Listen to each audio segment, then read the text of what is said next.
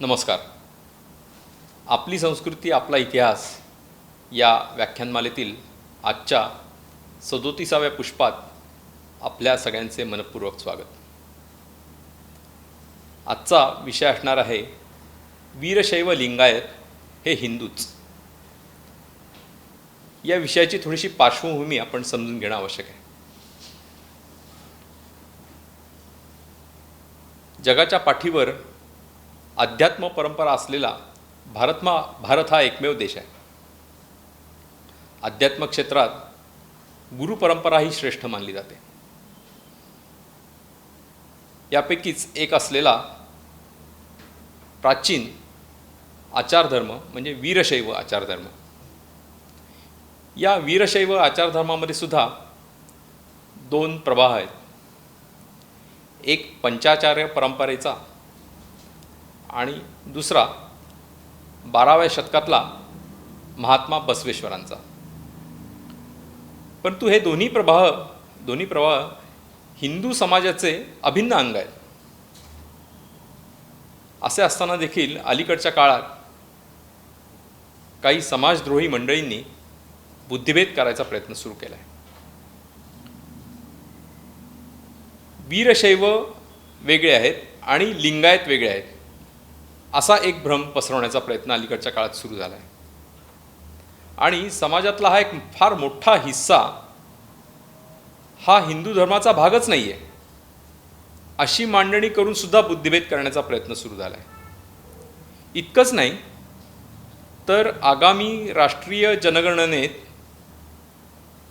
वीरशैव लिंगायत समाजाने हिंदू म्हणून आपली नोंद करू नये अशी सुद्धा मांडणी केल्यामुळे या समाजामध्ये फार मोठ्या प्रमाणात गैरसमज निर्माण झाले.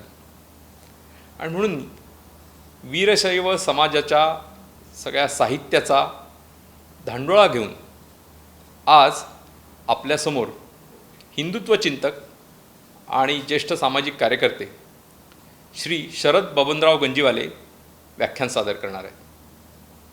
मगाशीच मी सांगितलं त्याप्रमाणे वीरशैव लिंगायत हे हिंदूच असा त्यांचा व्याख्यानाचा विषय असणार आहे. शरदराव मुळचे पुण्यामध्ये त्यांनी त्यांचं शिक्षण पूर्ण केलं BScचं. लहानपणापासून राष्ट्रीय स्वयंसेवक संघाशी त्यांचा संबंध आला.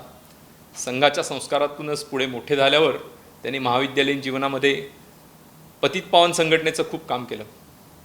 त्या पुढील काळात बजरंग दल, विश्व हिंदू परिषद यामध्ये देखील ते सक्रिय होते. शिवसेना झोपडपट्टी सेना प्रमुख किंवा शिवसेना शहर उपप्रमुख अशी देखील त्यांच्यावर काही काळ जबाबदारी होती.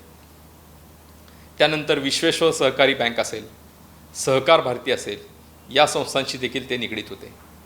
या सर्व ठिकाणी फार मोठ्या प्रमाणात त्यांनी आपलं योगदान दिलं.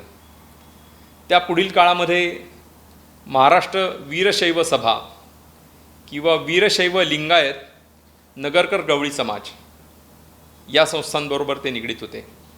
आणि आता सध्या हिंदू वीरशैव लिंगायत मंच याचे ते सक्रिय असे पदाधिकारी आहेत.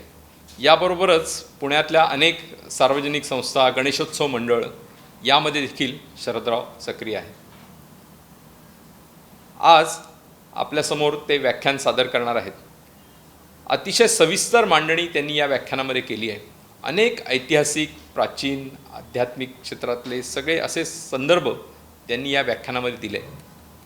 आणि म्हणून हे व्याख्यान देण्यासाठी ते तयार झाले.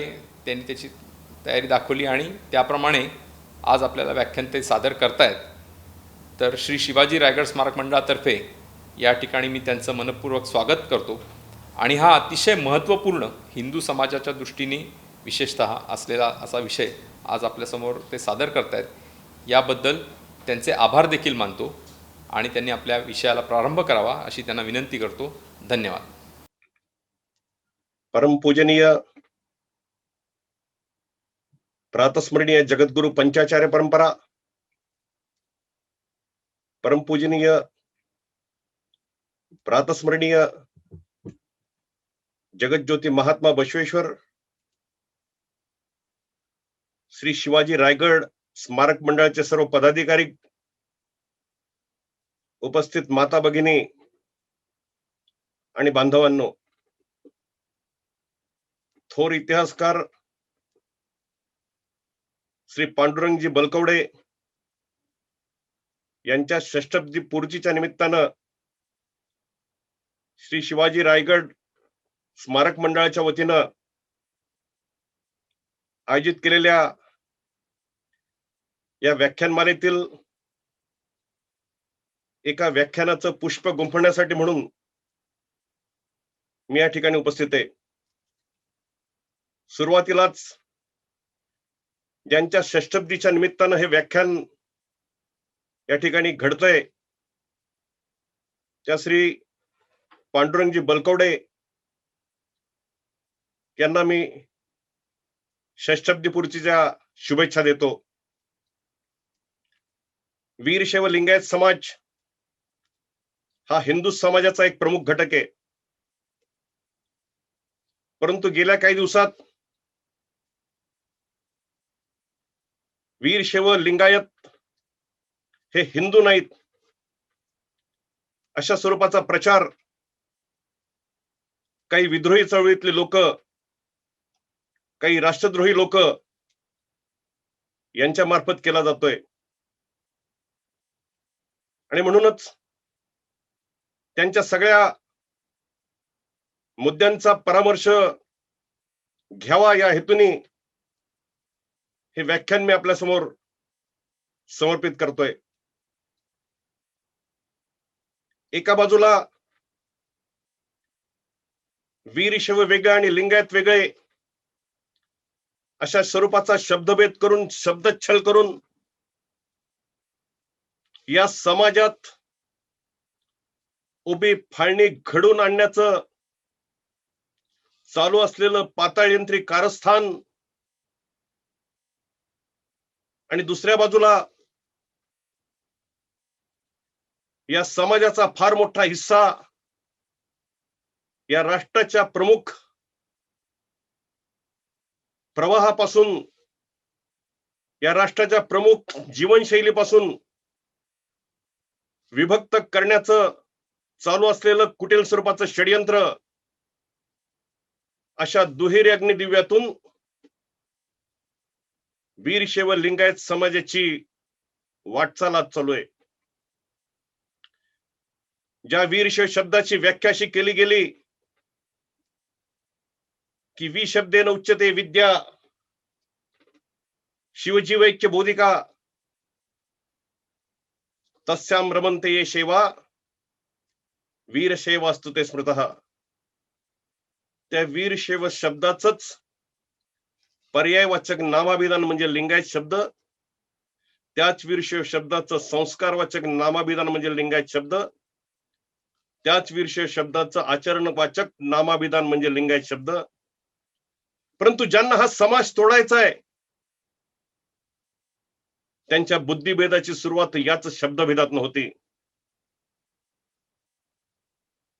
ज्या शिवजीव ऐक्य नावाच्या संकल्पनेचा मी उल्लेख केला वीरशैवाची व्याख्या सांगत असताना,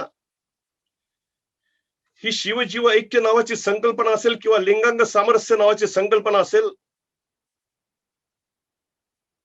वीरशैवांच्या परमध्येयाचं, वीरशैवांच्या साध्याचं ते एक नाव आहे. लिंगमध्ये जगत सर्वम त्रिलोक्यम सचराचरम लिंग बाह्यात परम नास्ति तस्मै श्री लिंगायते नमः असं वर्णन ज्या परमशिवाच्या प्रतीकाचं गेलं, इष्टलिंगाचं केलं गेलं, तर इष्टलिंग या मार्गावरचं साधन आहे. आणि लिंगेन सह जीवित्वम लिंगेन सह पंचत्वम अशा स्वरूपाच्या अविचल जीवन निष्ठेनं साधना करणारा वीरशैव या मार्गावरील साधक आहे. आणि म्हणून ज्यांना हा साध्य साधन साधक विवेक कळला, त्यांना वीरशैव आणि लिंगायत या शब्दभेदांमधून माजवल्या गेलेल्या बुद्धिभेदाचा फोलपणा कळला, हे वेगळं सांगण्याची गरज नाही. जगद्गुरु पंचाचार्यांनी संस्थापित केलेला वीरशैव समाज, जगज्योती महात्मा बसवेश्वरांनी पुनरुत्थापित केलेला, प्रसारित केलेला वीरशैव समाज, शक्ती विशिष्टाद्वैताचं तत्वज्ञान सांगणारा वीरशैव समाज, लिंगांग सामरस्याचं तत्वज्ञान सांगणारा वीरशैव समाज, षटस्थलाचा सिद्धांत सांगणारा वीरशैव समाज, जगद्गुरु रेणुकाचार्यांचा समाज, जगद्गुरु दारुकाचार्यांचा समाज, जगद्गुरु एकोरामाराध्यांचा समाज, जगद्गुरु पंडिताराध्यांचा समाज, जगद्गुरु विश्वाराध्यांचा समाज, जगज्योती महात्मा बसवेश्वरांचा समाज, महाज्ञानी अलम प्रभूंचा समाज, महासाध्वी अक्का महादेवींचा समाज, प्रकांड पंडित छन्न बसवानांचा समाज, प्रतिभावंत सिद्धरामेश्वरांचा समाज, संत शिरोमणी मन्मथ स्वामींचा समाज, गुरुलिंग जंगमांचा समाज, असंख्य शिवाचार्यांचा समाज, असंख्य शिवशरणांचा समाज, असंख्य शिवशरणींचा समाज, कायकवृत्ती समाज, संस्कार क्षम समाज, संस्कार प्रवण समाज, वीरशैव समाज, लिंगायत समाज, हिंदू वीरशैव लिंगायत समाज. कदाचित मला या ठिकाणी वीरशैव शब्दाची सहस्त्र नामावली सांगायला लागेल. कुणीतरी असं म्हटलंय की पूर्व दिव्य ज्यांचे त्या रम्य भाविकाल. खरोखरच या वीरशैव समाजाचा भूतकाळ अत्यंत उन्नत स्वरूपाचा होता. या वीरशैव समाजाचा भविष्यकाळ सुद्धा अत्यंत उज्ज्वल स्वरूपाचा राहणार आहे. परंतु वर्तमानात हा समाज कुठेतरी ठेचकाळतोय, चाच पडतोय, होल पाडतोय. या समाजाच्या संस्थापक परंपरेचं वर्णन करताना, संस्थापक पर्वाचं वर्णन करताना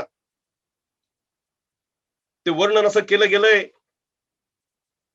की पंचानन तनोद्भूतान पंचाक्षर मनुपमान पंचसूत्र कृतो वंदे पंचाचार्यान जगद्गुरु. कोलीपाक सोमेश्वर लिंगातनं प्रकट झालेल्या जगद्गुरु रेणुकाचार्यांच्या कथा आम्ही ऐकल्यात. जगद्गुरु रेणुकाचार्यांनी अगस्त्य मुनीला केलेल्या उपदेशाच्या कथा आम्ही ऐकल्यात. जगद्गुरु रेणुकाचार्यांनी विभीषणाकरवी केलेल्या 3 कोटी लिंगार्चनाच्या कथा आम्ही ऐकल्यात. जगद्गुरु रेणुकाचार्यांनी आद्य शंकराचार्यांना दिलेल्या चंद्रमौळीश्वर लिंगाची कथा आम्ही ऐकली. जगद्गुरु मरुळाराध्यांनी महर्षी दधीचीला दिलेला उपदेश आम्ही ऐकलाय. जगद्गुरु एकोरामाराध्यांनी महर्षी व्यासांना दिलेल्या उपदेशाची कथा आम्ही ऐकली. क्षणभर असं धरून चालू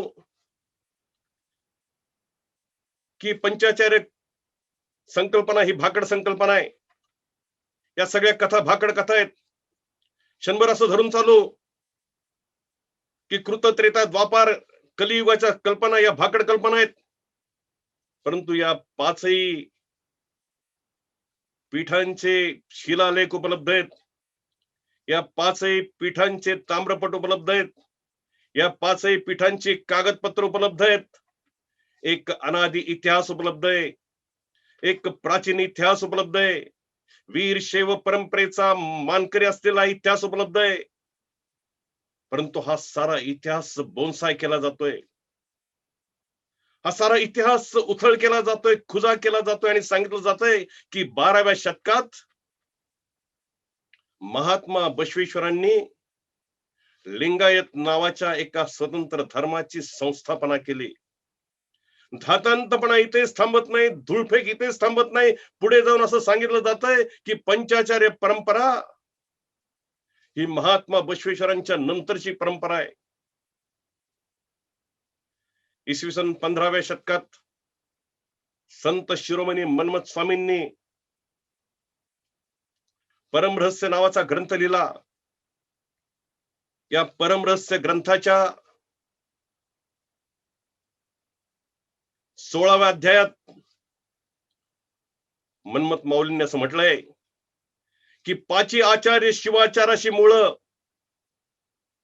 तयापासून शिवाचार सकळ, वीरशैव मार्ग प्रबळ विस्तार झाला, तोची मुळीचा शिवाचार, कल्याणी अवतरला बसवेश्वर, त्यानेही केला विस्तार शिवाचाराचा. पुढचं वाक्य फार महत्वाचं आहे. कोणी म्हणती शिवाचार नवा झाला, बसवेश्वरापासून उत्पन्नला, तो ते नेनोनी बोलती बोला अज्ञानपणे. आणि इथनं पुढे त्यांनी असं म्हटलंय की धर्मवीर शैव रसातळी जाता झाला बसवेश्वर ताता. वीरशैव साहित्याचे गाढे अभ्यासक असलेले, वीरशैव साहित्याचे संशोधक असलेले डॉक्टर S.C. नंदीमठ एका ठिकाणी असं म्हणतात की कुठल्याही कन्नड वाङ्मयात अथवा कुठल्याही संस्कृत वाङ्मयात महात्मा बसवेश्वरांनी नव्या धर्माला जन्माला घातलेला पुरावा आढळत नाही, घातल्याचा पुरावा आढळत नाही. मागच्याच वर्षी शिवैक्य झालेले डॉक्टर शिवलिंग शिवाचार्य अहमदपूरकर महाराज एका ठिकाणी असं म्हणतात की महात्मा बसवेश्वर हे नवीन धर्माचे संस्थापक होऊ शकत नाहीत. सोलापूर विद्यापीठाचे माजी कुलगुरू, बसव साहित्याचे गाढे अभ्यासक, वीरशैव साहित्याचे गाढे अभ्यासक डॉक्टर इरेश स्वामी एका ठिकाणी असं म्हणतात की पंचाचार्य परंपरा ही महात्मा बसवेश्वरांच्या पूर्वीपासूनची परंपरा आहे. किंबहुना पंचाचार्य परंपरेतील जातवेद मुनी यांनी महात्मा बसवेश्वरांना वीरशैव संप्रदायाची दीक्षा दिली. दस्तूरखुद्द महात्मा बसवेश्वरांनी त्यांच्या वचन साहित्यात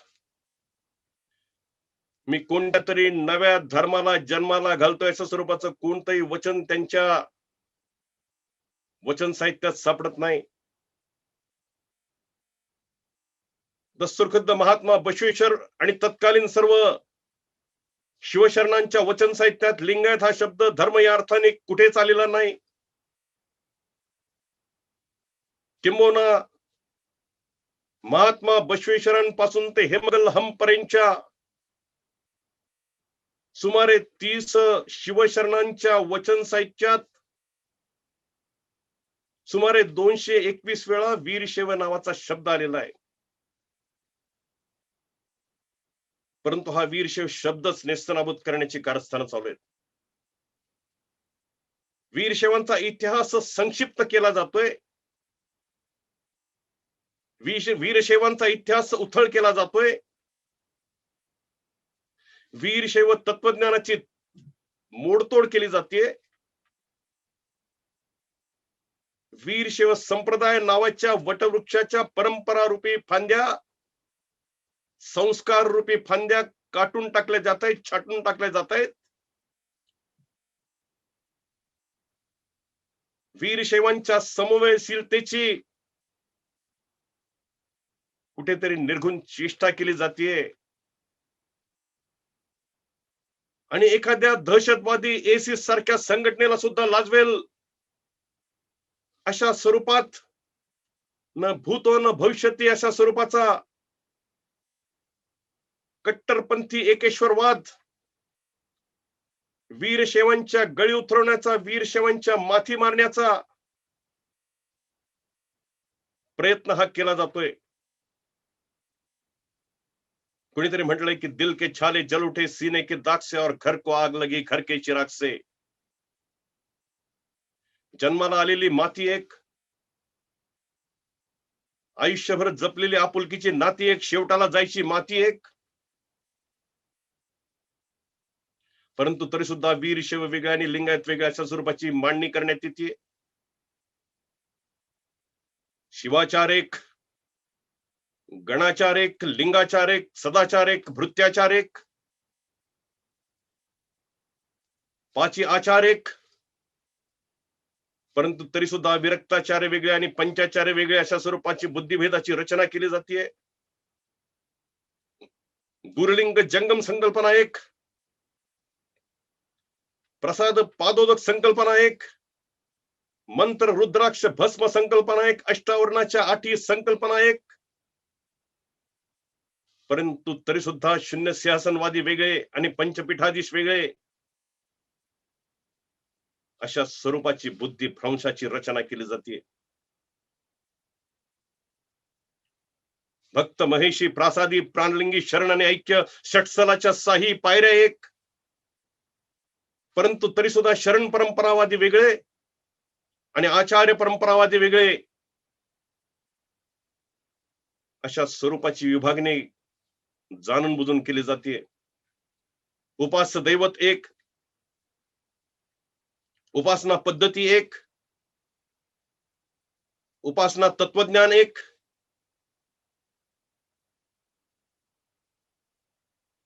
आहार पद्धत एक, विहार पद्धत एक, तरी सुद्धा आचार्य पंचक वेगळं आणि विरक्त पंचक वेगळं अशा स्वरूपाचा अलगतावाद निर्माण केला जातोय. राग निर्माण करा, द्वेष निर्माण करा, मत्सर निर्माण करा, असूया निर्माण करा, एक मोठा जाळ लावा आणि त्या जाळावर स्वतःच्या स्वार्थाची पोळी भाजून घ्या, अशा स्वरूपाचा उद्योग काही मंडळींचा नक्की झालाय. मग ते ब्रिगेड असतील, मग ते बामसेपी असतील, कालपर्यंत धर्म ज्यांना अफूची गोळी वाटत होता ते माओवादी असतील, नक्षलाइट्स असतील, मिस्टरी असतील, जिहादी असतील, हे कोणी लिंगायतांचे मित्र नाहीत, हे कोणी लिंगायतांचे हितचिंतक नाही, हे कोणी लिंगायतांचे आश्रयदाते नाहीत. लिंगायतांना स्वतंत्र धर्माचा दर्जा मिळवून देण्यासाठी कष्ट करणारे हे कोणी नाहीत. त्यांना लिंगायतांना स्वतंत्र धर्माचा दर्जा मिळवून देण्यात स्वारस्य बिलकुल नाही. किंबहुना हिंदू धर्माचे तुकडे करण्याचा, हिंदू समाजाचे तुकडे करण्याचा आसुरी आनंद या साऱ्या शक्तींना मिळून लुटायचा आहे. ही बाब आता लपून राहिलेली नाही. एक साधा प्रयोग करा. एखाद्या लहान मुलाला बोलवा, त्याच्या हातावर एक कॅडबरीचा तुकडा द्या, एक चॉकलेटचा तुकडा द्या आणि त्या मुलाला सांगा की आजपासून तुला तुझे आई बाप सोडायचे. काय प्रतिक्रिया येईल त्या लहान मुलाची? अरे जे त्या लहानाला कळतं ते आमच्या इथल्या थोरांना कळत नाही. ही आमच्या वीर शैव समाजाची आजची शोकांतिका म्हणायला लागेल.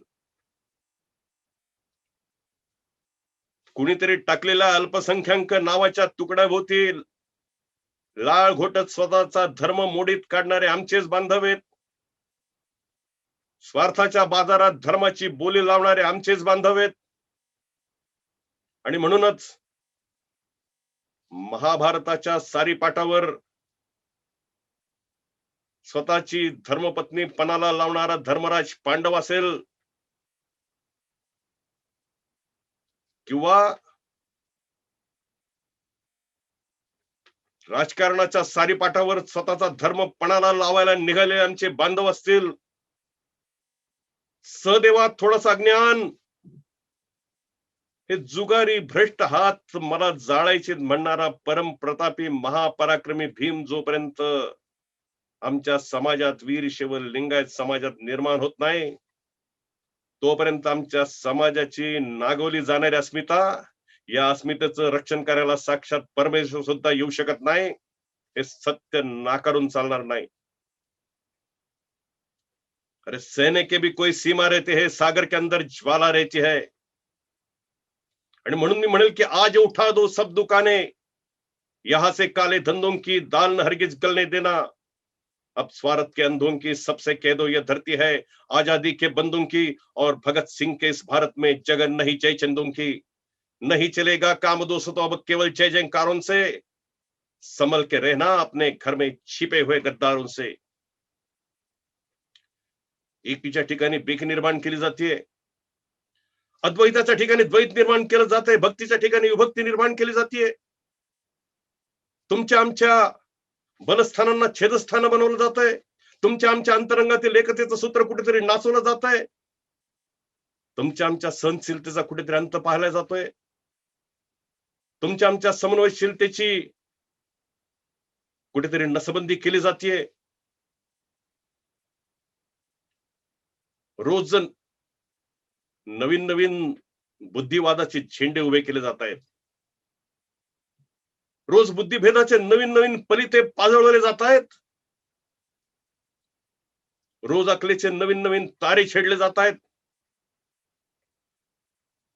कधी वीर शिव संस्कारांना वादाच्या भोवऱ्यात ओढलं जातंय. कधी वीर शिव परंपरांना वादाच्या भोवऱ्यात ओढलं जातंय.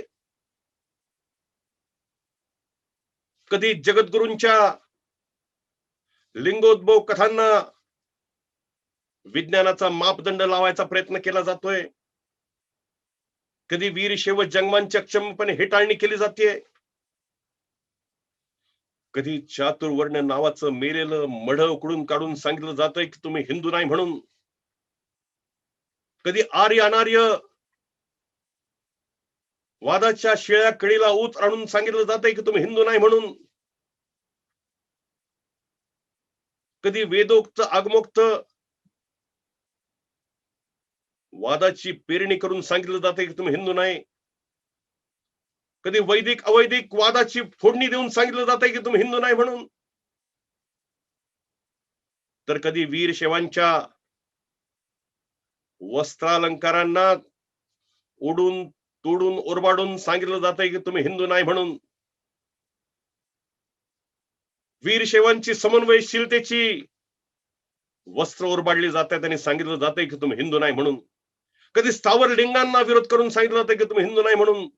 कधी मूर्तीपूजेला विरोध करून सांगितलं जातंय की तुम्ही हिंदू नाही म्हणून. तर कधी वीर शैव मठ मंदिरातील कार्यक्रमांच्या वर निर्बंध आणून सांगितलं जातंय की तुम्ही हिंदू नाही म्हणून. या स्वतंत्र धर्मवाल्यांना हिंदू तत्वज्ञान आणि वीरशैव तत्वज्ञान या दोन तत्वज्ञानातील सामरस्याचे बिंदू कधीच दिसले नाहीत, दिसणार नाहीत. हिंदू तत्वज्ञानातील प्रणवंकार आणि ज्या मंत्राची दीक्षा महात्मा बसवेश्वरांनी जातवेद मुनी यांच्याकडनं घेतली, तो ओम नमः शिवाय नावाचा मंत्र, या ओम नमः शिवाय मंत्रातील ओम यांचं एक असणं यांना कधी दिसणार नाही. हिंदूंचं उपास्य दैवत असलेलं शंभू महादेव आणि वीरशैवांचं उपास्य दैवत असलेलं शंभू महादेव यांचं एक असणं यांना कधी दिसणार नाही. हिंदूंच्या पूजा विधानातील मंत्र रुद्राक्ष आणि भस्म आणि वीरशैवांच्या अष्टावरणातील मंत्र रुद्राक्ष आणि भस्म यांचं एक असणं यांना कधी दिसणार नाही.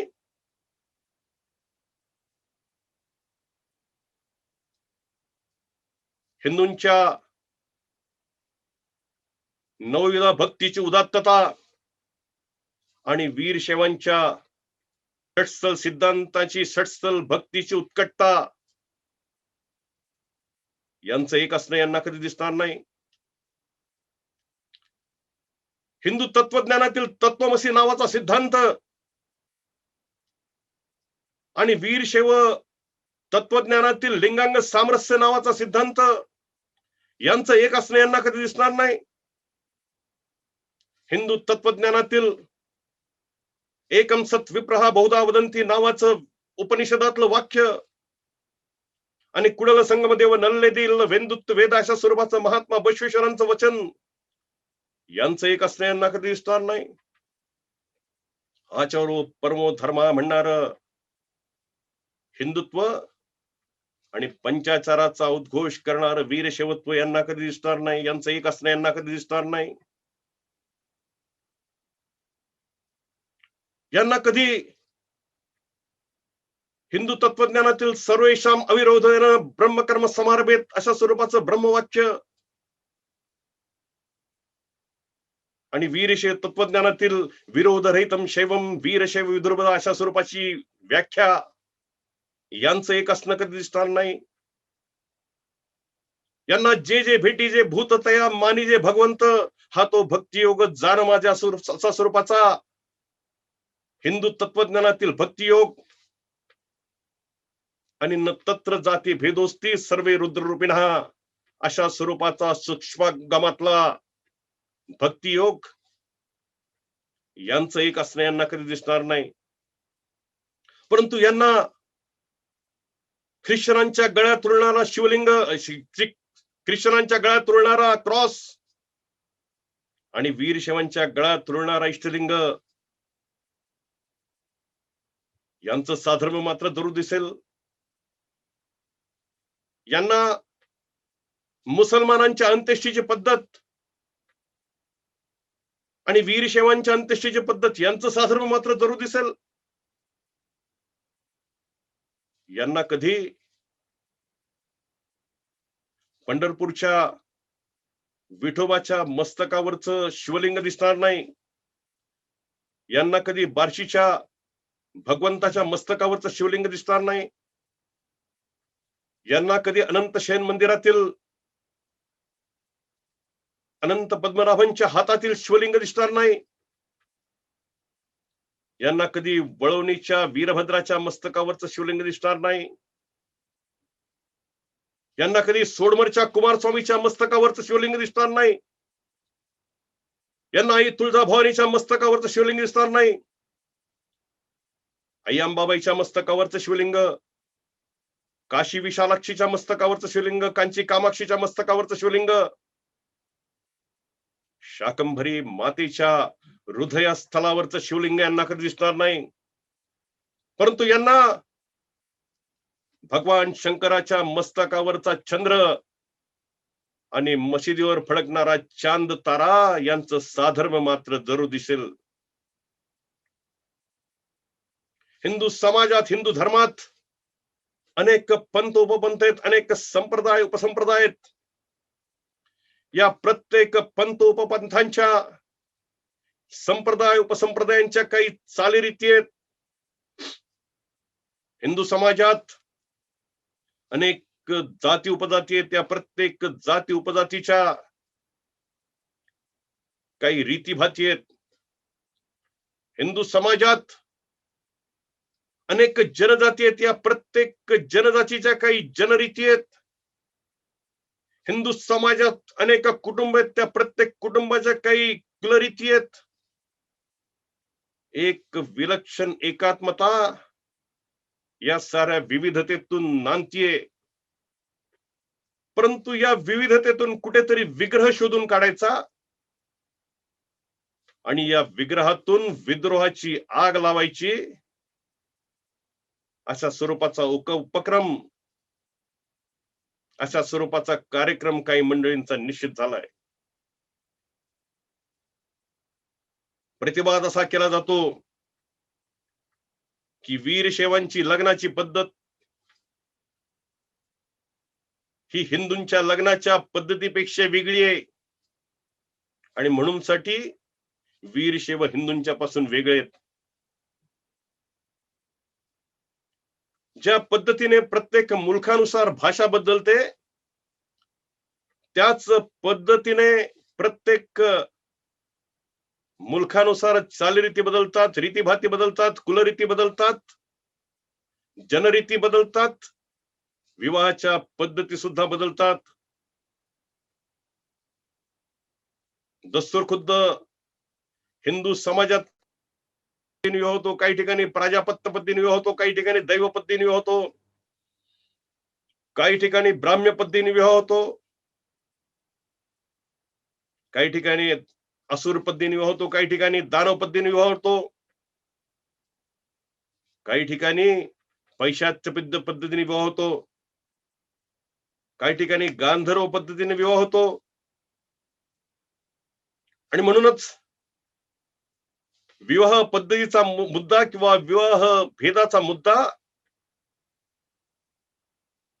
हा धर्मभेदाचा मुद्दा कदापि असू शकत नाही. प्रतिवाद असाही केला जातो की वीरशैवांची अंत्येष्टीची पद्धत ही हिंदूंच्या अंत्येष्टीच्या पद्धतीपेक्षा वेगळी आहे. हिंदूंच्या मध्ये जाळलं जातं, वीरशैवांच्या मध्ये पुरलं जातं. आणि म्हणून साठी वीरशैव हे हिंदू समाजापासून वेगळे. हिंदू समाजातील अनेक जाती जनजाती मी या ठिकाणी सांगेल की ज्या ठिकाणी आजही पुरण्याची पद्धत विद्यमान आहे. गोसावी समाज असेल, रावळ समाज असेल, डोंबारी समाज असेल, मेंढगी समाज असेल, ढवळा नंदीवाला समाज असेल, कुंची कोरवा समाज असेल, भराडी गोंधळी समाज असेल, सपेरनाथ समाज असेल, मर्याईवाला समाज असेल, साधू समाज असेल, संन्यासी समाज असेल, नाथमंत्री समाज असेल, या साऱ्या समाजात आजही पुरण्याची पद्धत विद्यमान आहे. किंबहुना साधू समाज, संन्यासी समाज, नाथ संप्रदाय या समाजात आजही वीरशैवांच्या प्रमाणेच समाधीचा विधी होतो. फक्त वीरशैवांच्या हातात समाधीच्या प्रसंगी इष्टलिंग असतं, त्यांच्या हातात समाधीच्या प्रसंगी इष्टलिंग नसतं. एवढाच काय तो फरक. उत्तर प्रदेशातला अनेक ठिकाणी मृत्यूनंतर प्रेत नदीला अर्पण करण्याची पद्धत आहे. आणि म्हणून अंत्येष्टी पद्धतीचा मुद्दा किंवा अंत्येष्टी भेदाचा मुद्दा हा सुद्धा धर्मभेदाचा मुद्दा कदापि असू शकत नाही. एक विलक्षण समन्वयशील संप्रदाय, एक विलक्षण सर्वसमावेशक संप्रदाय, एक विलक्षण विरोधरहित संप्रदाय, एक विलक्षण उदारमतवादी संप्रदाय म्हणून ज्या समाजाचा लौकिक भारतीय संस्कृतीच्या प्रांगणात राहिला, तो समाज म्हणजे वीरशैव समाज. या वीरशैव समाजाच्या ग्रंथसंपदेपैकी सिद्धांत शिखामणी नावाचा एक ग्रंथ आहे. या सिद्धांत शिखामणीमध्ये एक असा श्लोक आहे की सांख्य योगा पांचरात्र वेदा पाशुपत तथा एतानि मानभूतानि नोप्यहन्यानि युक्तिभिः.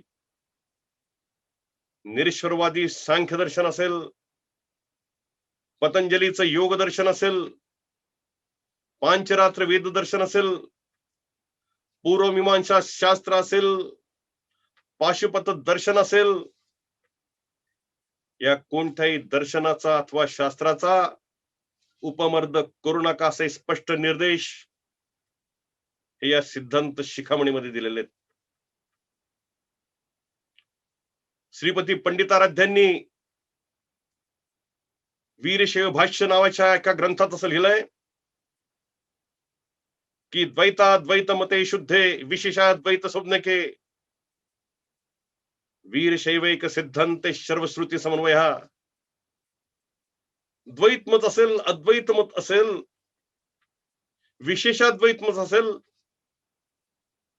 या कोणत्याही मताचा उपमर्द करू नका. वीरशैवांची भूमिका ही सर्व श्रुती समन्वयाची असली पाहिजे असा स्पष्ट दंडक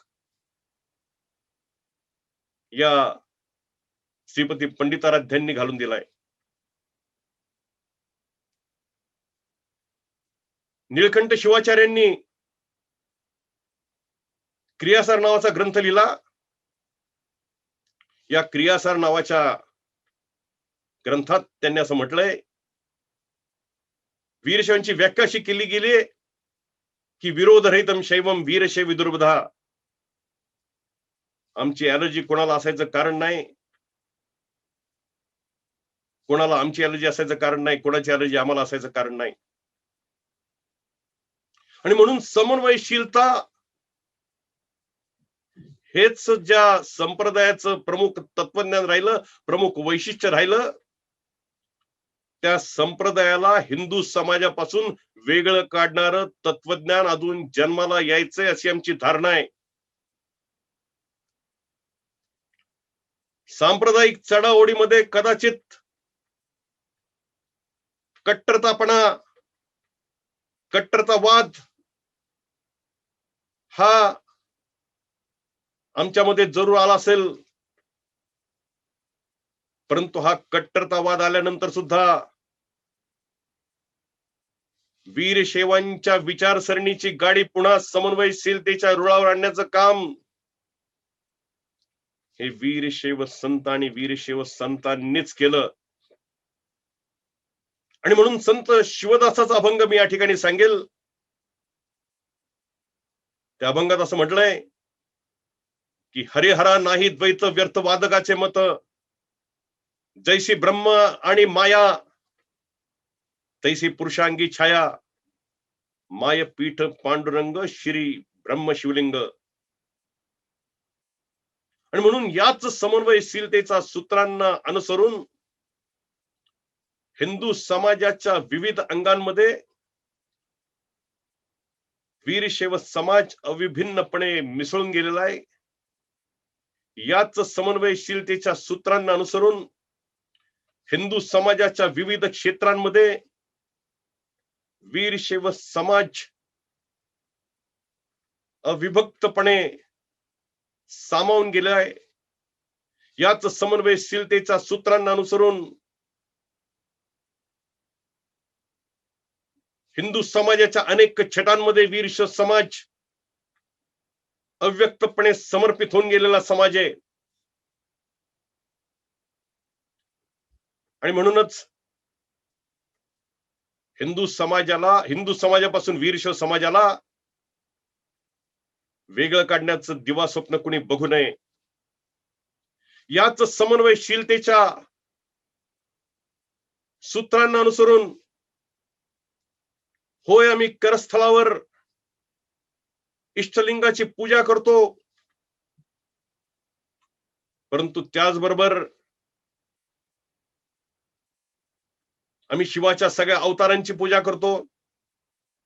आम्ही काळभैरवाची पूजा करतो. आम्ही वीरभद्राची पूजा करतो. आम्ही म्हसोबाची पूजा करतो. आम्ही विष्णूच्या सगळ्या अवतारांची पूजा करतो. दत्ताच्या सगळ्या अवतारांची पूजा करतो. माँ दुर्गेच्या सगळ्या अवतारांची पूजा करतो. कोण म्हणतं आम्ही हिंदू नाही?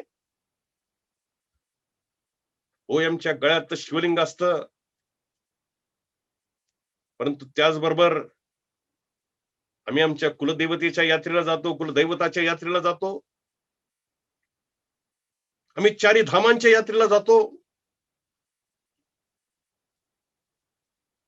अष्टविनायकांच्या यात्रेला जातो. 11 मारुतींच्या यात्रेला जातो. 12 ज्योतिर्लिंगांच्या यात्रेला जातो. 51 शक्तीपीठांच्या यात्रेला जातो. कोण म्हणतं आम्ही हिंदू नाही? होय आमच्या हृदयस्थळावर शिवलिंग असतं, इष्टलिंग असतं, परंतु त्याचबरोबर आम्ही हिंदूंचे सारे सण साजरे करतो. हिंदूंचा दसरा साजरा करतो, हिंदूंची दिवाळी साजरी करतो, हिंदूंचे संक्रांत साजरे करतो, हिंदूंचे 3.5 मुहूर्त साजरे करतो, हिंदूंचा गणेशोत्सव साजरा करतो, हिंदूंचा नवरात्रोत्सव साजरा करतो. अनेक गणेशोत्सव मंडळांचे पदाधिकारी वीरशैव असतात. अनेक नवरात्रोत्सव मंडळाचे पदाधिकारी वीरशैव असतात. अनेक मठ मंदिरांचे ट्रस्टी वीरशैव असतात. कोण म्हणतं आम्ही हिंदू नाही म्हणून? होय आमच्या गळ्यामध्ये शिवलिंग असतं. होय आमच्या गळ्यामध्ये इष्टलिंग असतं, परंतु तरीही परब्रह्मलिंगम भजे पांडुरंग असं वर्णन ज्या पंढरीच्या पांडुरंगाचं केलं गेलंय, त्या पंढरीच्या वारीला आम्ही जातो. या पंढरीच्या वारीमध्ये वीरशैव सांप्रदायिक वास्कर महाराजांची दिंडी अग्रक्रमाने असते. या पंढरीच्या वारीमध्ये वीरशैव सांप्रदायिक औसेकर महाराजांची कीर्तन परंपरा असते. या पंढरीच्या वारीमध्ये संत तुकारामांचे सेवेकरी असलेल्या गवरशेठ वाण्याची पालखी असते. या पंढरीच्या वारीमध्ये अनेक वैष्णवांच्या व्यवस्था वीरशैवांच्या मठात असतात. अनेक वीरशैवांच्या व्यवस्था वैष्णवांच्या मठात असतात. एक विलक्षण एकात्मता या ठिकाणी नांदत असते. कोण म्हणतं आम्ही हिंदू नाही? मूर्तीपूजेला विरोध करून सांगितलं जाते की तुम्ही हिंदू नाही, ते हिंदू हिंदूंच्यात मूर्तीपूजा असते, आपल्यामध्ये मूर्तीपूजा निषिद्ध आहे. कल्पना करा की चकचकीत कांती लावलेला इष्टलिंग आमच्या तळहातावर आम्ही धारण केलाय. त्या इष्टलिंगामध्ये आम्ही परमपिता महादेवाची कल्पना करतोय. जसा परमपिता महादेव आम्हाला इष्टलिंगात दिसतो, आमच्या शिवाचार्यांना दिसतो, आमच्या शिवशरणांना दिसतो, तसाच तो देव फक्त पुंडलिकाला दिसला असेल, तसाच तो देव समर्थ रामदास स्वामींना दिसला असेल, तसाच तो देव महर्षी मार्कंडेयांना दिसला असेल, तशीच आई भवानी साक्षात तलवार देताना छत्रपती शिवाजी महाराजांना दिसले असेल, तशीच काली माता रामकृष्ण परमहंसांना दिसले असेल. परंतु देव बघावा तो मीच बघावा आणि तो फक्त इष्टलिंगाच्या स्वरूपात बघावा, ही तुगलकी मानसिकता निंद ठरते, निषेधार्ह ठरते. या पाषाणाची मूर्ती बनलेली असते, त्याच पाषाणाचा अंश आमच्या तळहातावरच्या इष्टलिंगामध्ये असतो. परंतु या विरोधाभासाचं उत्तर त्यांच्यापाशी नाही. एकीकडे मूर्तीपूजेला विरोध आम्ही करत असतो, परंतु दुसरीकडे महात्मा बसवेश्वरांच्या मूर्तीला, महात्मा बसवेश्वरांच्या पुतळ्याला हार घालून आमच्या मोर्चाची सुरुवात होत असते. या विरोधाभासाचं उत्तर त्यांच्यापाशी नाही. स्थावरलिंगांच्या पूजांना आम्ही विरोध करत असतो, परंतु अनेक शिवशरणांचे स्थावरलिंगांच्या वचनमुद्रिकांच्या वचनाचे दाखले राणा भीमदेवी थाटात दिले जात असतात. या विरोधाभासाचं उत्तर आमच्यापाशी नाही. महात्मा बसवेश्वरांची वचनमुद्रिका असलेला कुडल संगम देव स्थावरलिंग स्वरूपात आहे. सिद्धरामेश्वरांची वचनमुद्रिका असलेला कपिल सिद्ध मल्लिकार्जुन स्थावरलिंग स्वरूपात आहे. अक्क महादेवींची वचनमुद्रिका असलेला चन्न मल्लिकार्जुन स्थावरलिंग स्वरूपात आहे. अमुगी देवांची वचनमुद्रिका असलेला सिद्ध सोमनाथ स्थावरलिंग स्वरूपात आहे. केतयाची वचनमुद्रिका असलेला गौरेश्वरलिंग स्थावरलिंग स्वरूपात आहे. सत्यवतीची वचनमुद्रिका असलेला शंभू जक्केश्वर स्थावरलिंग स्वरूपात आहे. अक्कम्मांची वचनमुद्रिका असलेला रामेश्वरलिंग स्थावरलिंग स्वरूपात आहे. अनेक शिवशरणांनी स्थावरलिंगांच्या उपासना केलेल्या आहेत. अनेक शिवशरणांनी स्थावरलिंगांच्या प्रतिष्ठापना केलेल्या आहेत. अनेक शिवशरणांनी स्थावरलिंगांच्या यात्रा केलेल्या आहेत. उदाहरण द्यायचं झालं तर सोलापुरात 68 शिवलिंगांची स्थापना केलेल्या प्रतिभावंत सिद्ध रामेश्वरांचं उदाहरण देता येईल, ज्यांना असंख्य मठ मंदिरे बांधण्याचा जणू छंद जडला होता. त्या घनलिंग रुद्रमुनींचं उदाहरण देता येईल. श्री क्षेत्र अल्लमपूर या ठिकाणी ब्रह्मेश्वर लिंगाची प्रतिष्ठापना करणाऱ्या आणि श्री क्षेत्र रामेश्वर या ठिकाणी महात्मा बसवेश्वरांचं मंदिर उभा करणाऱ्या वरदानी दानम्माचं उदाहरण देता येईल. कोठार सोमनाथाची प्रतिष्ठापना करणाऱ्या शिवशरण सोड्डळ बासरसाचं उदाहरण देता येईल. पुलगिरी सोमनाथाची प्रतिष्ठापना करणार शिवशरण अद्दय्या आणि प्रसाद शरणी पद्मावती या दाम्पत्याचं उदाहरण देता येईल. श्री क्षेत्र अबलूर या ठिकाणी ब्रह्मेश्वर लिंगाचा जीर्णोद्धार करणारे आणि त्याच ठिकाणी वीर सोमेश्वर लिंगाची प्रतिष्ठापना करणारे शिवशरण एकांत रामय्यांचं उदाहरण देता येईल. गोमेश्वराची उपासना करणाऱ्या रहाट रेमवेंचं उदाहरण देता येईल. गजेश्वर लिंगाची उपासना करणाऱ्या गणेश मसने यांचं उदाहरण देता येईल. कल्लीनाथाची उपासना करणाऱ्या शिवशरण कल्ले यांचं उदाहरण देता येईल. परंतु एकीकडे शिवलिंगांच्या, स्थावर शिवलिंगांच्या उपासनेला विरोध करायचा, स्थावर शिवलिंगांच्या पूजा पद्धतींना विरोध करायचा, स्थावर लिंगांच्या यात्रांना विरोध करायचा, स्थावर लिंगांच्या प्रतिष्ठापनांना विरोध करायचा, आणि दुसरीकडे शिवशरणांनी केलेल्या स्थावरलिंगांच्या यात्रा, स्थावरलिंगांच्या प्रतिष्ठापना, स्थावरलिंगांचा उपासना यांचा इतिहास मात्र दडून ठेवायचा. स्वतंत्र धर्मवाल्यांची प्रत्येक उक्ती, प्रत्येक युक्ती, प्रत्येक कृती ही विरोधाभासानं भरलेली आहे. चातुर्वर्ण्य व्यवस्था नावाचं मेलेलं मढ उकरून काढलं जातंय आणि सांगितलं जातंय की ते हिंदू चातुर्वर्ण्य व्यवस्था पाळतात, आपण चातुर्वर्ण्य व्यवस्था पाळत नाही, आणि त्यासाठी म्हणून आपण हिंदूंच्या पासून वेगळे. कोणत्या तरी काळातील, कोणत्या तरी मनुस्मृतीतील, कोणत्या तरी कोपऱ्यातील कोणता तरी श्लोक शोधून काढायचा आणि साप साप म्हणत भुई धोपटायची, हा पुरोगाम्यांचा छंद आम्हाला नवीन नाही. वीरशैव शिवाचार्य, उपमन्यू शिवाचार्यांच्याकडून दीक्षा घेतलेले भगवान श्रीकृष्ण एका ठिकाणी असं म्हणतात की चातुर्वर्ण्यम मया सृष्टम गुणक्रम विभागशः. अनेक हिंदू नेते, अनेक हिंदू तत्ववेत्ते, अनेक हिंदू धर्माचार्य कंठशोष करून आजही सांगतायत की चातुर्वर्ण व्यवस्था ही बाद झालेली व्यवस्था आहे, चातुर्वर्ण व्यवस्था ही नामशेष झालेली व्यवस्था आहे, चातुर्वर्ण व्यवस्था ही कालबाह्य झालेली व्यवस्था आहे. परंतु तरी सुद्धा हिंदूंच्या नावाने बोट मोडणं, या बोट मोडण्याचं व्यसन जायला तयार नाही. चातुर्वर्ण नावाचा कोळसा उगाळून संपलेला आहे. कोळसा उगाळणाऱ्यांची बोट झिजलेली आहेत, बोट झडून चालली आहेत.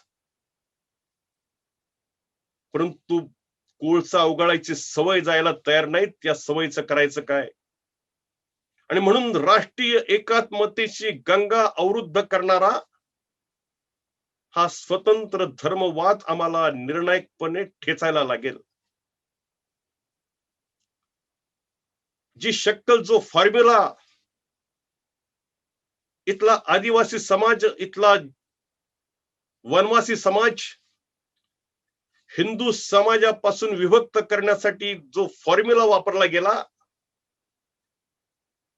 तोच फॉर्म्युला वीरशैव लिंगायत समाज हिंदू समाजापासून विभक्त करण्यासाठी वापरला जातोय. परकीय आर्य ब्राह्मण आक्रमण थेरी मोठ्या चवीने चघळली जातीये आणि सांगितलं जातंय की ते हिंदू, ते आर्य, ते बाहेरून आलेले, आपण मूळ निवासी, ते तिकडनं उत्तरेकडनं आले, आपण दक्षिणेकडनं आलो, ते गोरे, आपण काळे, त्यांची नाकं ताट, आपली नाकं चपटी, अशा स्वरूपाच्या फाजील गोष्टी सांगून आपण मूळ निवासी कसे, असं स्वरूपाचं प्रतिपादन या लिंगायत समाजाला केलं जातंय आणि त्यातून अलगतावाद माजवला जातोय. वस्तुस्थिती अशी आहे की आर्य बाहेरून आल्याचा कणा इतका सुद्धा पुरावा हा ऋग्वेदामध्ये सापडत नाही. मी नाही म्हणत, महामानव डॉक्टर बाबासाहेब आंबेडकर म्हणतायत. वस्तुस्थिती अशी आहे की आर्यवंश सिद्धांत हा बिनबुडाचा आणि मूर्खपणाचा आहे. मी नाही म्हणत, डॉक्टर बाबासाहेब आंबेडकर म्हणतायत. वस्तुस्थिती अशी आहे की एखादा साप ठेचावा तसा हा आर्यवंश सिद्धांत हा ठेचला पाहिजे, ठेचून मारला पाहिजे. मी नाही म्हणत, डॉक्टर बाबासाहेब आंबेडकर म्हणतायत. आणि म्हणून डॉक्टर बाबासाहेब आंबेडकरांनी ज्या सिद्धांताचा पर्दाफाश केलाय, स्वामी विवेकानंदांनी ज्या सिद्धांताचं पितळ उघडं पाडलंय, आमच्याकडच्या अनेक पुरातत्ववेत्यांनी, पुरातत्व शास्त्रज्ञांनी, मानववंश शास्त्रज्ञांनी ज्या सिद्धांतांचा फोलपणा उघड केलाय, तो सिद्धांत ब्रिटिशांनी या ठिकाणी मांडला. जर तुम्ही आम्हाला उपरे म्हणत असाल तर तुम्ही सुद्धा उपरे आहात, हे ठसवण्यासाठी हा सिद्धांत मांडला. आणि दुर्दैवाने आमचे काही विद्वान या सिद्धांताला बळी पडले. आणि म्हणूनच या भारतीय इतिहासाच्या विडंबनेतून आम्हाला जसा हा देश बाहेर काढायचा आहे, तसाच आमचा समाज सुद्धा या इतिहासाच्या विडंबनेतून इथनं पुढच्या काळात बाहेर काढायला लागेल. वेदोक्त आगमोक्त वादाची फोडणी देऊन सांगितलं जात आहे की तुम्ही हिंदू नाही म्हणून. ते हिंदू, ते वेद मानणारे ते हिंदू, आणि आपण आगम मानतो त्यासाठी म्हणून आपण हिंदूंच्या पासून वेगळे आहोत, अशा स्वरूपाचा बुद्धिभेद केला जातोय. प्राचीन साहित्याचं वर्णन करताना आगमांना शिवाचा श्वास म्हटलं गेलं, आणि प्राचीन साहित्याचंच वर्णन करत असताना निगमांना किंवा वेदांना शिवाचा उश्वास म्हटलं गेलं. आणि म्हणून श्वासोश्वासाचं पूरकत्व ज्याला कळतं त्याला आगम आणि वेद, आगमोक्त आणि वेदोक्त या शब्दभेदातून माजवल्या गेलेल्या बुद्धिभेदाचा फोलपणा कळल्याशिवाय राहणार नाही.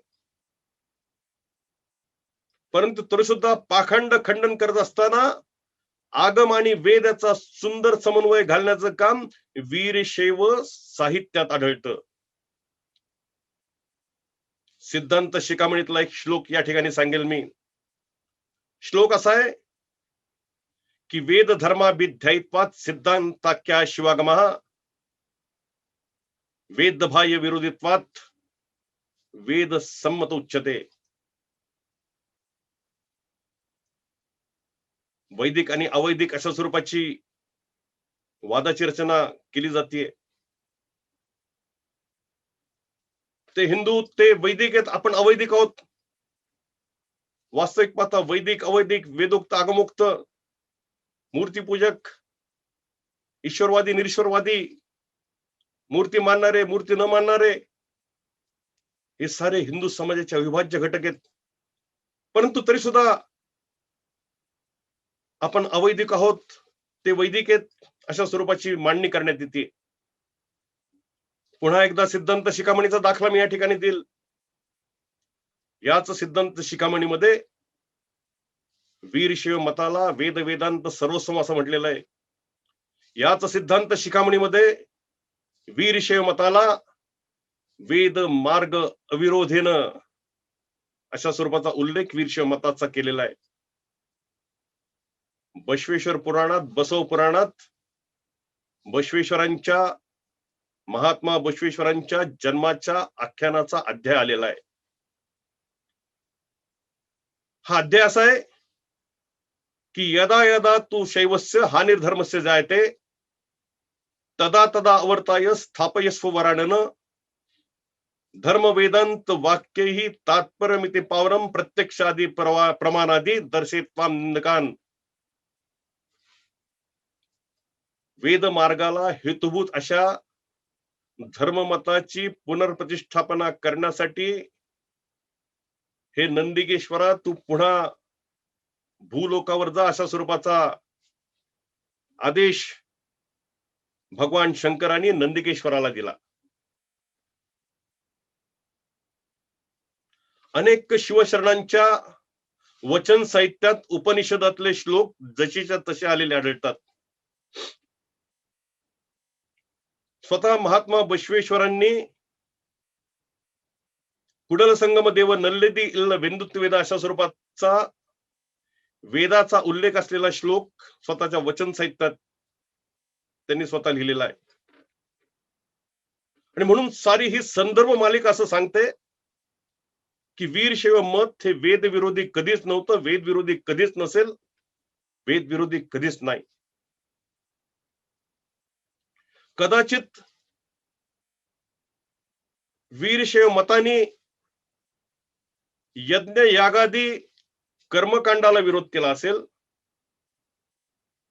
कदाचित वीरशैव मतानी यज्ञ याग अमान्य केला असेल, परंतु ज्ञानकांडाचा आणि वीरशैव मताचा संघर्ष झालाय, भक्तिकांडाचा आणि वीरशैव मताचा संघर्ष झालाय. असे संघर्ष झाल्याची उदाहरणं माझ्या तरी ऐकवत नाहीत. कदाचित स्थल परिस्थिती कालवशात महात्मा बसवेश्वरांनी वेदांच्यावर टीका केली असेल, परंतु वेदांच्यावर टीका केली म्हणून महात्मा बसवेश्वर हे वेदविरोधी ठरू शकत नाहीत.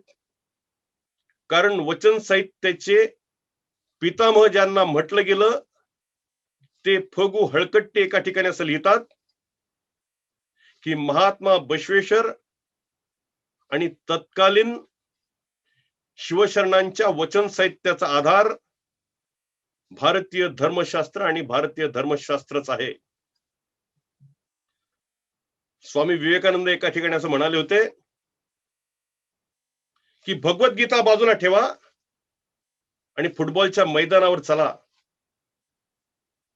का तुम्ही असं म्हणणार का की स्वामी विवेकानंद हे भगवद्गीतेच्या विरोधी होते? संत जनाबाईच्या अनेक अभंगात संत जनाबाईंनी विठ्ठलाचा एकेरी उल्लेख केल्याचे पुरावे आढळतात, एकेरी उल्लेख आढळतो. का तुम्ही असं म्हणणार का की संत जनाबाई ही विठ्ठलाची विरोधक होती म्हणून? आम्ही शिखर शिंगणापूरला कावड घेऊन जात असतो आणि कावड घेऊन जात असताना काही शंकराचे भक्त, शिवाचे भक्त महादेवाचा एकेरी उल्लेख करतात. का तुम्ही त्यांना म्हणणार असं की हे सगळे महादेवाचे विरोधक आहेत म्हणून? आणि म्हणूनच वेदांच्यावर टीका करत असतानाच ज्या महात्मा बसवेश्वरांनी वेदांचं प्रामाण्य नाकारलं नाही, उपनिषदांचं प्रामाण्य नाकारलं नाही, त्या महात्मा बसवेश्वरांच्यावर वेद विरोधित्वाचा शिक्का मारणं हा महात्मा बसवेश्वरांच्यावर अन्याय ठरेल.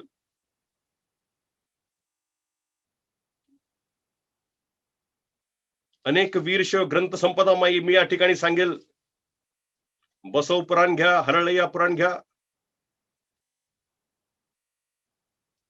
पंडितराव आवळीकर संपादित विवेक चिंतामणी ग्रंथ घ्या, शंकर धोंडो शार्दूल संपादित लीला विश्वंभर ग्रंथ घ्या, शांतलिंग स्वामींची ग्रंथ संपदा घ्या, विठोबा खेचरांची ग्रंथ संपदा घ्या, मन्मथ स्वामींची ग्रंथ संपदा घ्या, शिवयोगी शिवाचार्यांची ग्रंथ संपदा घ्या. या साऱ्या ग्रंथांची सुरुवात ही वैदिक देवता असलेल्या गणेशाच्या वंदनाने आणि सरस्वतीच्या वंदनाने झालेली आढळेल. आमच्याकडे जो पुरोहित धार्मिक वेदीसाठी येत असतो त्याला वेदमूर्ती असं म्हटलं जात असतं. आमच्याकडे जो जंगम येतो त्याला वेदमूर्ती असं म्हटलं जात असतं. अनेक वीरशैव पूजा विधानं, अनेक वीरशैव मंत्र विधानं ही वैदिक स्वरूपाची आहेत. कदाचित हरीच्या ठिकाणी हर झाला असेल, कदाचित नारायणाच्या ठिकाणी शिव झाला असेल, एवढाच काय तो फरक. पंचाचार्यांचे पट्टाभिषेक, मठाधिपतींचे पट्टाभिषेक, हे सर्व पट्टाभिषेक वैदिक पद्धतीने होत असतात. आणि म्हणूनच वीरशैव मत हे अवैदिक कधीच नव्हतं. आणि मग या साऱ्या मुद्द्याचा परामर्श घेतल्यानंतर कधी कधी या स्वतंत्र धर्मवाल्यांना हिंदू शब्दाच्या व्युत्पत्तीची, हिंदू धर्माच्या व्युत्पत्तीची मीमांसा करण्याची हौस येते. हिंदू शब्दाची व्युत्पत्ती, हिंदू धर्माची व्युत्पत्ती यांचं चरविच्चरण करण्याची हौस येते. परंतु त्यांना सुद्धा आम्ही सांगू इच्छितो की मानवतेचा, पशुत्वाचा उंबरठा ओलांडून मानवतेच्या परिसरात सुद्धा हे पाश्चात्य जेव्हा पोचले नव्हते त्यावेळी ओम सहनावतूचा उद्घोष करणारा आमचाच मानव धर्म होता. ज्यावेळी संस्कृती नावाच्या संकल्पनेच्या आसपास या रानटी टोळ्या पोचल्या नव्हत्या त्यावेळी सर्वे सुखरत संतू सर्वे संतू निराम्याचा उद्घोष करणारा आमचाच सनातन धर्म होता, आमचाच मानव धर्म होता. आणि म्हणून एका हिंदू तत्ववेत्याने या हिंदू शब्दाचं चर्वित श्रवण करणाऱ्यांना एक फार चांगली चपराक ठेवून दिली आहे. तो हिंदू तत्ववेत्ता असं म्हणतो की घरच्या घरी कडवल्या जाणाऱ्या लोणकडी तुपाला साजूक तूप असं नाव तोपर्यंत पडलं नव्हतं जोपर्यंत बाजारात मार्गारीन आलं नव्हतं, जोपर्यंत बाजारात डालडा आलं नव्हतं, जोपर्यंत बाजारात वनस्पती तूप आलं नव्हतं. आणि तद्वतच जोपर्यंत या देशात या तथाकथित धर्म म्हणून घेणाऱ्या टोळ्या जोपर्यंत प्रवेशिता होत नव्हत्या तोपर्यंत आम्हाला सुद्धा हिंदू धर्म नाव धारण करण्याची गरज पडली नव्हती. याची फार वेचक मीमांसा स्वर्गीय अटल बिहारी वाजपेयींनी स्वतःच्या एका काव्यात केली आहे. स्वर्गीय अटल बिहारी वाजपेयी एका ठिकाणी असं म्हणतात कि भय से व्याकुल दुनिया ने प्रारंभ किया फिर से मेरा पूजन, मैं नर मैं नारायण नीलकंठ बन गया न संशय, हिंदू तन मन हिंदू जीवन रग रग हिंदू मेरा परिचय. होय आतापर्यंत आमचा परिचय आम्ही हिंदू असाच देत आलो. कोण म्हणतं आम्ही हिंदू नाही म्हणून? आमच्या स्कूल लिव्हिंग सर्टिफिकेट मध्ये, आमच्या कॉलेज लिव्हिंग सर्टिफिकेट मध्ये, आमच्या ट्रान्सफर सर्टिफिकेट मध्ये आमचा उल्लेख हिंदू वीर शिव हिंदू लिंगायत अशा स्वरूपात आढळतो. कोण म्हणतं आम्ही हिंदू नाही म्हणून? आमच्या बापजाद्यांच्या कागदपत्रामध्ये, आमच्या कोर्ट कचेऱ्यांच्या कागदपत्रांमध्ये आमचा उल्लेख हिंदू वीर शिव हिंदू लिंगायत असाच आढळतो. कोण म्हणतं आम्ही हिंदू नाही म्हणून? आतापर्यंतच्या शिरगंटीमध्ये आमच्या बापजाद्यांनी, आमच्या पूर्वजांनी आमचा उल्लेख हिंदू म्हणूनच केला. कोण म्हणतं आम्ही हिंदू नाही म्हणून? आमच्या घरातल्या माय बहिणींची डोहाळी जीवन असतील, आमच्या घरातल्या वास्तुशांत असतील, आमच्या घरातले लग्न समारंभ असतील, आमच्या घरातली बारशी असतील, आमच्या घरातले शिवमुहूर्त असतील, त्याचप्रमाणे आमच्या घरातले अशुभ शांतीचे मुहूर्त असतील, जनन शांती असेल, पंचक शांती असेल, त्रिपाद शांती असेल, हे सारे मुहूर्त हे हिंदू पंचांगावरून आम्ही बघत असतो. आम्ही कधी मुसलमान कालगणनेची उलाढाल करायला जात नाही, मुसलमान कालगणनेची उठाठेव करायला जात नाही. आम्ही कधी ख्रिश्चन कालगणनेची उठाठेव करायला जात नाही. आम्ही कधी पारशी कालगणनेची उठाठेव करायला जात नाही. कोण म्हणतं आम्ही हिंदू नाही म्हणून? दस्तूर खुद्द डॉक्टर बाबासाहेब आंबेडकरांनी हिंदू कोड बिलाची रचना करताना जे मुसलमान नाही, जे ख्रिश्चन नाही, जे पारशी नाही, ते सारे हिंदू अशा स्वरूपाची रचना त्यांनी केली. हिंदू धर्माच्या सार्वभौम विशालतेची कल्पना डॉक्टर बाबासाहेब आंबेडकरांना होती. दस्तूर खुद्द डॉक्टर बाबासाहेब आंबेडकरांनी आमचा समावेश हिंदू धर्मात केलेला आहे. कोण म्हणतं आम्ही हिंदू नाही म्हणून? आमच्या घरातले विवाह संपन्न होतात ते हिंदू विवाह कायद्याप्रमाणे होतात. आमच्या घरातल्या विवाहांची नोंदणी केली जाते ते हिंदू विवाह कायद्याप्रमाणे केली जाते. आम्हाला आमच्या बापजाद्यांच्या इस्टेटीमध्ये वाटा मिळतो तो हिंदू वारस कायद्याप्रमाणे मिळतो. आम्ही अज्ञानाचे सज्ञान होतो ते हिंदू अज्ञान कायद्याप्रमाणे होतो. आमच्या घरातली दत्तक विधान होतात ती हिंदू दत्तक विधान कायद्याप्रमाणे होतात. आमच्या पासबुकांच्यावर हिंदू अनडिवायडेड फॅमिली असा उल्लेख आढळतो. किंबहुना आम्हाला ज्या सोयी सवलती मिळत आहेत, आरक्षण मिळतंय ते आम्ही हिंदू म्हणून मिळतंय. कोण म्हणतं आम्ही हिंदू नाही म्हणून? इयत्ता 7वीच्या पुस्तकात एक मिक्सचर अँड कंपाऊंड नावाचा रसायनशास्त्राचा धडा आम्हाला होता. या धड्यामध्ये मिक्सरची व्याख्या अशी केली गेली होती की mixture is a blend of one or more substances which can be separated from each other. आणि याच धड्यात कंपाऊंडची व्याख्या अशी केली गेली होती की compound is a uniform homogeneous blend of two or more substances which cannot be separated from each other. अनेक तत्वदर्शन, अनेक विचार, अनेक चिंतन, अनेक शास्त्र यांनी तयार झालेलं हिंदू धर्म हे असं कंपाऊंड आहे की जे which cannot be separated from each other. स्वामी विवेकानंदांनी हिंदू धर्माचं वर्णन करताना असं केलंय की हिंदू धर्म हा अथांग सागरासारखा आहे. अनेक नद्या या सागरामध्ये स्वतःच जल आणून समर्पित होत असतात. वीरशैव संप्रदाय हे त्यापैकीच एका नदीचं नाव आहे. आकाशात पतितं तुयं यथा गच्छति सागरम सर्वदेव नमस्कार केशम प्रति गच्छति. प्रत्येक हिंदूची अशी धारणा आहे.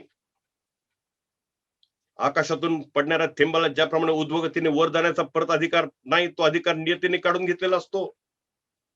ज्याप्रमाणे सागराला समर्पित झालेल्या नदीला पुन्हा प्रतिगामी पद्धतीने परत येण्याचा अधिकार नाही, तो अधिकार सृष्टीने काढून घेतला असतो, तो अधिकार नियतीने काढून घेतलेला असतो. त्याचप्रमाणे वीरशैव संप्रदाय या हिंदू नावाच्या सागराला मिळालेली नदी आहे. या हिंदू समाजाची जडणघडण आणि वीरशैव समाजाची जडणघडण त्याच्यातली कुठलीच गोष्ट ही वेगळी काढता येण्यासारखी नाहीये. वीरशैवांची उभारणी लक्षात घ्या, वीरशैव संप्रदायाची जडणघडण लक्षात घ्या, वीरशैव संप्रदायाची जीवन पद्धती लक्षात घ्या,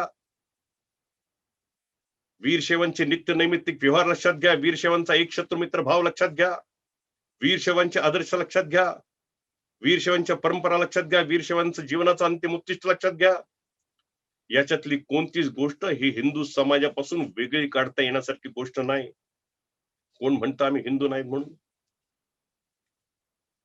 वीरशैव समाजातील संत असतील, वीरशैव समाजातील शिवशरणी असतील, वीरशैव समाजातील शिवशरण असतील,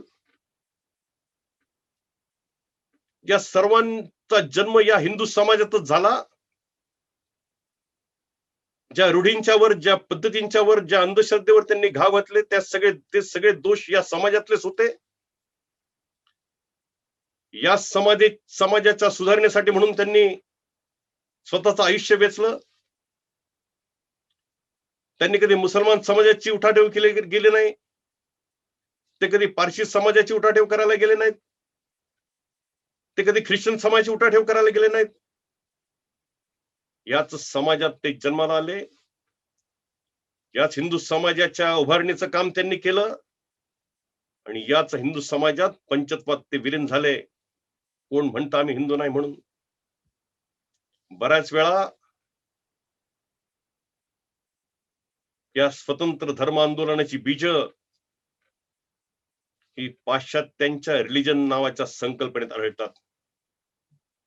या देशातील, या मातीतील धर्म नावाच्या संकल्पनेची व्यापकता ही पाश्चात्यांच्या पचनीच पडलेली नाहीये.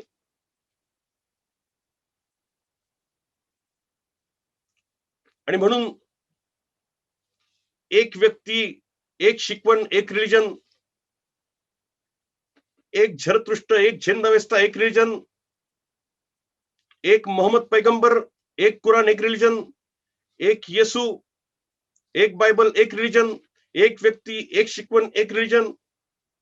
आणि म्हणून रिलिजन नावाच्या संकल्पनेच्या पुढे ज्यांची बुद्धी धावू शकत नाही, त्यांना हिंदू धर्माचं व्यापकत्व काय कळणार, हिंदू समाजाचं अखंडत्व काय कळणार, हिंदू समाजाचं विशालत्व काय कळणार. भगवान येशू ख्रिस्तांना ज्यावेळी सुळावर चढवलं जात होतं, त्यावेळी भगवान येशू ख्रिस्त असं म्हणत होते की हे परमेश्वर हे काय करताय, त्यांच्यांना कल्पना नाही, यांना माफ करून टाक. कदाचित महात्मा बसवेश्वर सुद्धा असंच म्हणत असतील की हे परमेश्वर हे काय करतायत, त्यांच्यांना कल्पना नाही, यांना माफ करून टाक. हे कुडल संगम देवा हे काय करतायत, त्यांची यांना कल्पना नाही, यांना माफ करून टाक. परंतु या स्वतंत्र धर्म आंदोलनाची सद्यस्थिती बघितली तर मी असं म्हणेल की ज्या कर्तृत्वाच्या मुळे, ज्या विद्वत्तेच्या मुळे महात्मा बसवेश्वर महात्मा झाले, त्या कर्तृत्वाचा आणि त्या विद्वत्तेचा लवलेश सुद्धा ज्यांच्यापाशी नाही, त्यांना एक वेळ कुडल संगम देव माफ करेल, त्यांना एक वेळ महात्मा बसवेश्वर माफ करतील, परंतु त्यांना येणारा काळ माफ करणार नाही. महात्मा बसवेश्वर हे हिंदू धर्म विरोधी होते अशा स्वरूपाचा बुद्धिभेदी प्रचार जाणून बुजून केला जातोय. महात्मा बसवेश्वरांचं अनुभव मंडप नावाचं एक संघटन होतं. या महात्मा बसवेश्वरांच्या अनुभव मंडपात कोडी मंचन्ना नावाचे वैष्णव संप्रदायाचे पुढारी होते. या महात्मा बसवेश्वरांच्या अनुभव मंडपात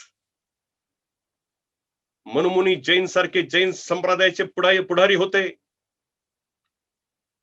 या महात्मा बसवेश्वरांच्या अनुभव मंडपात मधुवयासारखे ब्राह्मण होते.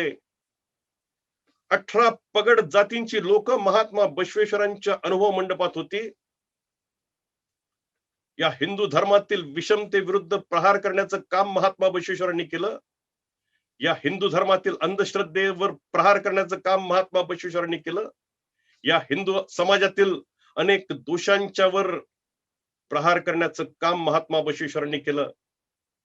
महात्मा बसवेश्वर खऱ्या अर्थानं हिंदू धर्म सुधारक होते, हिंदू धर्म विरोधक कदापि नव्हते.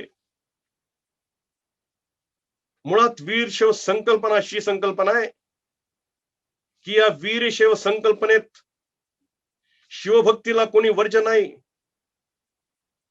लिंग दीक्षेला, इष्टलिंग दीक्षेला कोणी वर्ज नाही. किंबहुना शिवभक्तीच्या प्रासादातील वीरशैव नावाच्या दालनाचे दरवाजे सदोदित उघडेत, किंबहुना या दालनाला दरवाजेच नाहीत.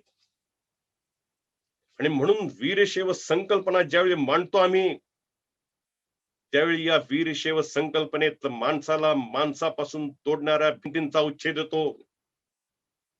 या वीरशैव संकल्पनेत स्पर्शाच्या कल्पनेच्या आड येणाऱ्या विटाळ चांडाल कल्पनेचा धिक्कार येतो.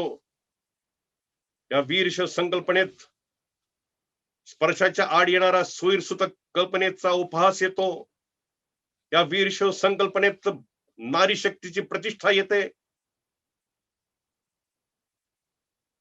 याच वैशिष्ट्यांचं वर्णन वीरशैवांच्या धर्मग्रंथात सुद्धा आढळेल. पारमेश्वर आगमाच्या पटल क्रमांक 1 वर या वैशिष्ट्याचं वर्णन असं केलंय की ब्राह्मण हा, क्षत्रिय हा, वैश्य शूद्र ये चान्य जाते हा, लिंग धारण मात्रेण शिव येवन संशय. याच वैशिष्ट्याचं वर्णन पारमेश्वर आगमाच्या पटल क्रमांक 5 वर असं केलंय की न स्त्री भेदो न पुभेदो जातीवर्ण क्रमाधिकम सर्वातीतम इतम विद्धी वीरशैव मतम मम. याच वैशिष्ट्याचं वर्णन सुषमागमात असं केलंय की न तत्र जाते भेदोस्ते सर्वे रुद्ररूपिणः. याच वैशिष्ट्याचं वर्णन सिद्धांत शिखामणीमध्ये असं केलंय की शिवसंस्कार युक्तेषु जातिभेदो न विद्यते, काष्ठेषु वन्नी दग्धेषु यथा रूपम न विद्यते, तस्मात् सर्व प्रयत्नेन शिवसंस्कार संयतः जातिभेदम न कुर्वित शिवभक्ते कदाचन. आणि म्हणूनच याच वैशिष्ट्यांनी ओतप्रोत भरलेला जातीभेदाला थारा नसलेला सर्वसमावेशक असा वीरशैव संप्रदाय महात्मा बसवेश्वरांनी स्वीकारला. महात्मा बसवेश्वर म्हणतात, मी शैव होतो वीरशैव झालो. हाच संप्रदाय महात्मा बसवेश्वरांनी स्वीकारला आणि या संप्रदायाच्या पुनरुत्थानाचं, प्रचाराचं, प्रसाराचं काम महात्मा बसवेश्वरांनी केलं. महात्मा बसवेश्वर कोणत्या एका जातीचं दैवत नाही. महात्मा बसवेश्वर कोणत्या एका वर्णाचं दैवत नाही. महात्मा बसवेश्वर कोणत्या एका प्रांताचं दैवत नाही. महात्मा बसवेश्वर कोणत्या एका भाषेचं दैवत नाही.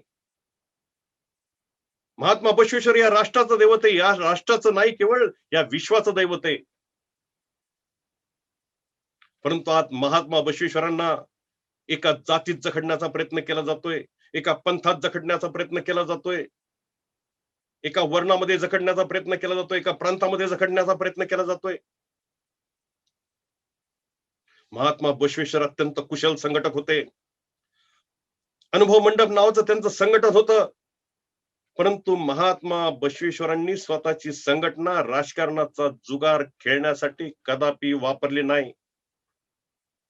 महात्मा बसवेश्वरांचं एक वचन मी या ठिकाणी सांगेल. वचन असं आहे की दिरी दुष्ट सम्राटाने जहागिरी सत्ता मत्ता, असे खोर पोटासाठी त्याचे काय मिंदे होता. विकू नका सत्व तत्व, नाही तुम्हाला ते इष्ट, त्याहुनी महारा घरची शिवभक्ती श्रेष्ठ. खड उपवास तरी पाला शिजवून खावे, त्याच साक्षात्कारे सख्य शिवासी जोडावे कुडल संगम देवा. आज राजकारणाचा सारी पाटावर स्वतःचा धर्म पणाला लावणाऱ्या आमच्या बांधवांनी महात्मा बसवेश्वरांचे वचन लक्षात घ्यावा असं आम्ही म्हणू. पंचाचार्यांची अड्डपालखी, या अड्डपालखीमध्ये कुत्र ठेवून पंचाचार्यांच्या अड्डपालखीची विटंबना केली जाते. वीरशैवांना 5 बापाचा म्हटलं जातंय. घरातल्या कुलदेवतेचे टाकून द्या म्हणून सांगितलं जातंय. महिलांनो कपाळावरचं कुंकू काढून टाका, हातातल्या बांगड्या काढून टाका असं सांगितलं जातंय. शिवाचार्यांच्या बद्दल अधमपणाने बोललं जातंय. शिवाचार्यांच्या बद्दल अधमपणाने लिहिलं जातंय. मठ मंदिरात काय कार्यक्रम असावे याचं डिक्टेशन दिलं जातंय. आंदोलनं आम्ही सुद्धा बघितली, आंदोलनं आम्ही सुद्धा केली. परंतु बेजबाबदारपणाचा कळस गाठलेली, कृतज्ञतेची परिसीमा गाठलेली, वैचारिक दिवाळखोरी गाठलेली, अनितीचा उन्माद गाठलेली, विकृतीचा उच्छाद मांडलेली अशी आंदोलन आम्ही कधी बघितली नव्हती. या स्वतंत्र धर्म आंदोलनातील सर्वात घातक खेळी जर कुणी खेळली असेल तर ती खेळी तत्कालीन कर्नाटकातल्या सिद्धरामय्या सरकारने खेळली. ऐन विधानसभा निवडणुका जवळ आलेल्या असताना न्यायमूर्ती नागमोहन दास समितीची निवड केली गेली, नागमोहन दास समितीची नियुक्ती केली गेली. या नागमोहन दास समितीला लिंगायत अल्पसंख्याक आहेत की नाही, लिंगायत स्वतंत्र धर्म आहेत की नाही, त्यांचा स्वतंत्र धर्म आहे की नाही हे सांगा म्हणून विचारण्यात आलं. अत्यंत घाईघाईने या नागमोहन दास समितीने अहवाल दिला आणि त्यात सांगितलं की लिंगायत हा स्वतंत्र धर्म आहे, त्यांना अल्पसंख्याकाचा दर्जा द्यायला हरकत नाही. अत्यंत घाईघाईने ही शिफारस राज्य सरकारकडनं, या शिफारशीचा चेंडू केंद्र सरकारच्या अखत्यारीत ठेवण्यात आला. वस्तुस्थिती अशी आहे की धर्मनिरपेक्ष भारतीय संविधानात कोणत्याही नव्या धर्माला जन्माला घालायची तरतूद नाही. वस्तुस्थिती अशी आहे की भारतीय संविधानात कोणत्याही धर्माच्या अंतरंगात हस्तक्षेप करायचा अधिकार दस्तूर खुद्द भारतीय संविधानालाच नाहीये.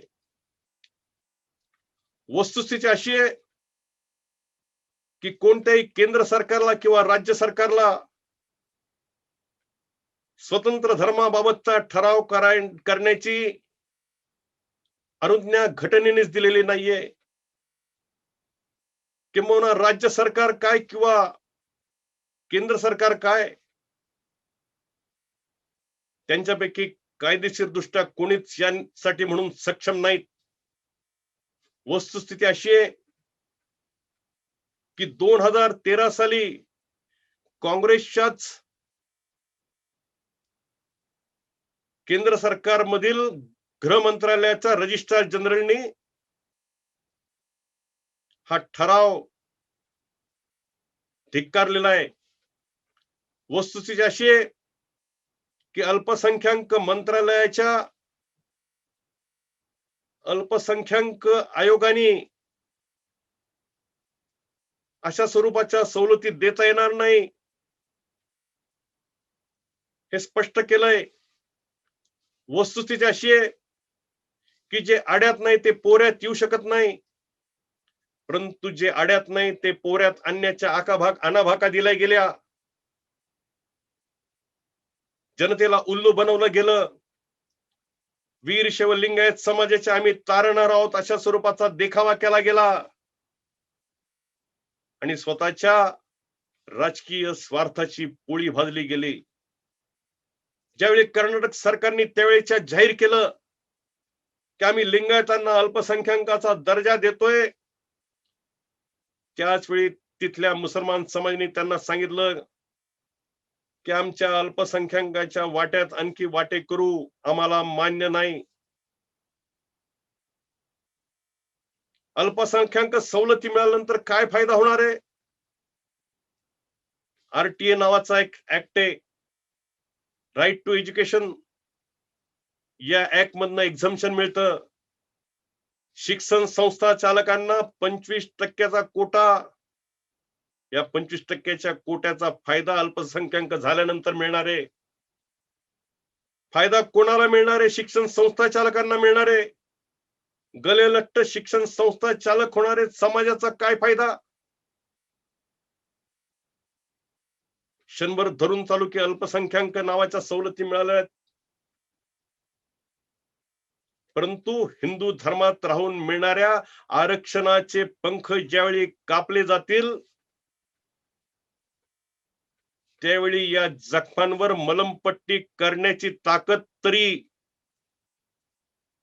या अल्पसंख्याक नावाच्या संकल्पनेत असेल की नाही, ही खऱ्या अर्थानं शंका आहे. हा खऱ्या अर्थानं प्रश्न आहे.